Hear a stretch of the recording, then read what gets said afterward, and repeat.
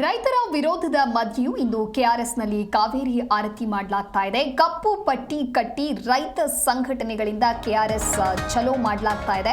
ಮಂಡ್ಯದ ವಿಶ್ವೇಶ್ವರಯ್ಯ ಪ್ರತಿಮೆ ಬಳಿ ರೈತರಿಂದ ಪ್ರತಿಭಟನೆಯನ್ನ ಮಾಡಲಾಗ್ತಾ ಇರುವಂತದ್ದು. ರಾಜ್ಯ ಸರ್ಕಾರದ ವಿರುದ್ಧವಾಗಿ ಘೋಷಣೆಯನ್ನ ಕೂಗಿ ತೀವ್ರ ಆಕ್ರೋಶವನ್ನ ವ್ಯಕ್ತಪಡಿಸಿದ್ದಾರೆ. ಕಾವೇರಿ ಆರತಿ ಮಾಡದಂತೆ ರೈತ ಸಂಘಟನೆಗಳು ಎಚ್ಚರಿಕೆಯನ್ನ ನೀಡಿದ್ದಾರೆ. ಸರ್ಕಾರಕ್ಕೆ ಕಾನೂನು ಹೋರಾಟದ ಎಚ್ಚರಿಕೆಯನ್ನ ಕೊಟ್ಟಿದ್ದಾರೆ ರೈತರು. ಹೋರಾಟಕ್ಕೆ ಬಸ್ನಲ್ಲಿ ಮಂಡ್ಯದಿಂದ ಕೆಆರ್ಎಸ್ಗೆ ತೆರಳಿದ್ದಾರೆ ನೂರಾರು ರೈತರು. ದಸರಾದ ಅಂಗವಾಗಿ ಇಂದಿನಿಂದ ಕೆಆರ್ಎಸ್ನಲ್ಲಿ ಕಾವೇರಿ ಆರತಿಯನ್ನ ಮಾಡಲಾಗುತ್ತೆ. 5 ದಿನಗಳ ಕಾಲ ಸಾಂಕೇತಿಕವಾಗಿ ಕಾವೇರಿ ಆರತಿ ನಡೆಯಲಿದೆ. ಹಾಗಾಗಿ ರಾಜ್ಯ ಸರ್ಕಾರದ ವಿರುದ್ಧವಾಗಿ ಘೋಷಣೆಯನ್ನ ಕೂಗಿ ರೈತರು ಆಕ್ರೋಶವನ್ನ ವ್ಯಕ್ತಪಡಿಸ್ತಾ ಇದ್ದಾರೆ.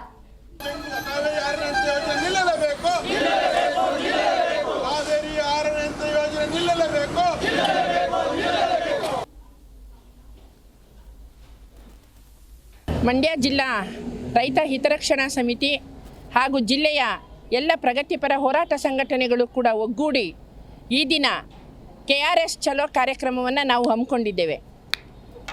ಕರ್ನಾಟಕ ಸರ್ಕಾರ ಏನು ಉಚ್ಚ ನ್ಯಾಯಾಲಯದಲ್ಲಿ ಕಾವೇರಿ ಆರತಿ ಹಾಗೂ ಅಮ್ಯೂಸ್ಮೆಂಟ್ ಪಾರ್ಕ್ ಯೋಜನೆಯನ್ನು ಮಾಡಕೂಡದು ಅಂತೇಳಿ ಮಧ್ಯಂತರ ಆದೇಶವನ್ನು ನೀಡಿದ್ರೂ ಕೂಡ ಕಾನೂನನ್ನು ಉಲ್ಲಂಘನೆ ಮಾಡಿ ಕರ್ನಾಟಕ ಸರ್ಕಾರ ಈ ದಿನ ಕಾವೇರಿ ಆರತಿಯಂತಹ ಮೌಢ್ಯ ಸಂಪ್ರದಾಯ ಒಂದು ಬಿತ್ತುವ ಕೆಲಸವನ್ನು ಅಲ್ಲಿ ಏರ್ಪಾಡು ಮಾಡಿದೆ.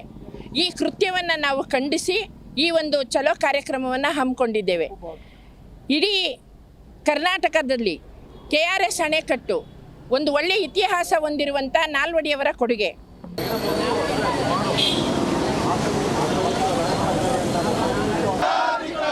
ರೈತರ ಬಗ್ಗೆ ಅವಹೇಳನಕಾರಿ ಮಾತನಾಡಿರುವ ಡಿ.ಕೆ. ಶಿವಕುಮಾರ್ಗೆ